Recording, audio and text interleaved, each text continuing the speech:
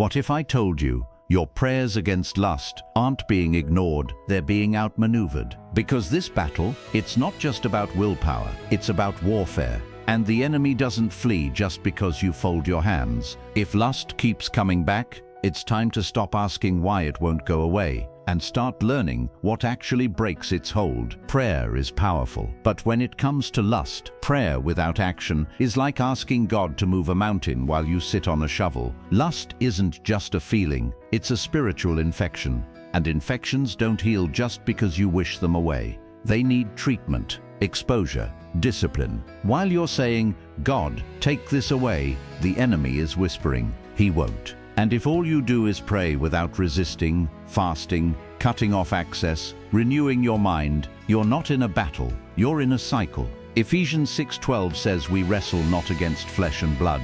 That means the battlefield isn't just your body, it's your mind, your habits, your browser history, your isolation. The enemy doesn't flee from passivity, he flees from resistance. And if you don't start swinging, you're just kneeling in front of him with your hands folded. Lust doesn't chase the lukewarm, it hunts the called. The enemy studies patterns, he watches movements, and when he sees a man rising in faith, he sends a storm, dressed like desire. Why? Because distraction is cheaper than destruction. If Satan can't take you out, he'll wear you down. King David was a warrior, a worshipper, a man after God's heart, but in a moment of compromise, lust made him a liar, an adulterer, a murderer. Samson had strength that made nations tremble. But Delilah didn't need a sword, just access. And what about you? You think it's just normal struggle, but every compromise is a crack in the armor. Every click, every late night scroll, every unconfessed thought. The enemy stacks them until a stronghold forms. And here's the truth most men never hear. The greater the calling, the more seductive the trap.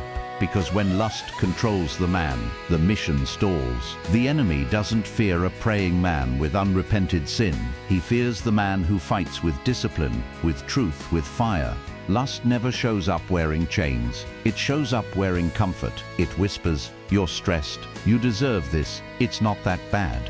But every time you agree with it, every time you say just this once, you hand over a key, and eventually that comfort becomes a cage. The thoughts get louder, the guilt gets heavier, the shame gets deeper, and soon you're not choosing sin, you're serving it. That's not just weakness, that's a stronghold. Think of a stronghold like spiritual squatters. You let them in for one night, and now they've changed the locks. You tried deleting apps, throwing out your phone, swearing to never do it again, but then it comes back, stronger, because the enemy doesn't need chains. He just needs agreements. 2 Corinthians 10 verse 4 says, "The weapons of our warfare are not carnal, but mighty in God for pulling down strongholds." But that power is useless if you never pick up the sword. Lust grows in the dark, and the longer it stays hidden, the more it convinces you that you can't be free. You can't defeat what you won't expose. Step 1. Exposure. Lust grows in the shadows. It survives on secrecy. But when you bring it to the light, when you speak it, name it, drag it out, the shame loses its grip. You don't need a microphone. You need a mirror. Confess it to God. Confess it to a brother who'll pray, not gossip. James 5:16 says, "Confess your sins to one another and pray for one another so that you may be healed," not shamed, not cancelled, healed. Step 2. Discipline. This is where most men quit. They want deliverance without discomfort. But fasting breaks the flesh, blocking websites, cuts off the enemy's bait. Waking up early to pray trains your appetite for God, not dopamine. Jesus didn't say try harder. He said deny yourself. This isn't legalism. This is warfare. Step 3. Replacement. Lust isn't just about attraction. It's about filling a void. If you don't replace lust with purpose, it'll sneak back in wearing a different face. Read the word until it burns. Worship until your cravings change. Get around fire-filled men who push you higher. Romans 12:2 says, "Be transformed by the renewing of your mind." That's not a one-time verse. It's a daily strategy. Step 4. Deliverance. This isn't always just psychological. Sometimes it's spiritual eviction. Demons don't leave because you're sorry. They leave because you take authority. Bind, rebuke, renounce. Speak it out loud. Fast. Fight. Use the name of Jesus. You're not too weak. You've just been fighting alone. Picture this. You're on a battlefield.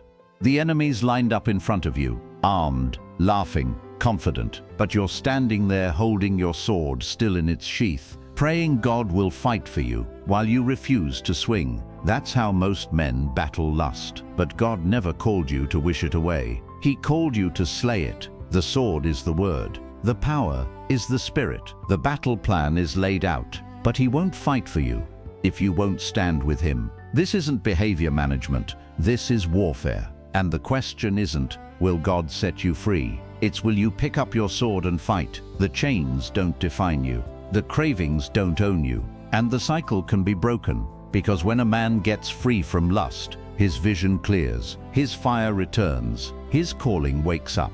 He becomes dangerous to hell again, not because he's perfect, but because he finally stopped hiding and started fighting.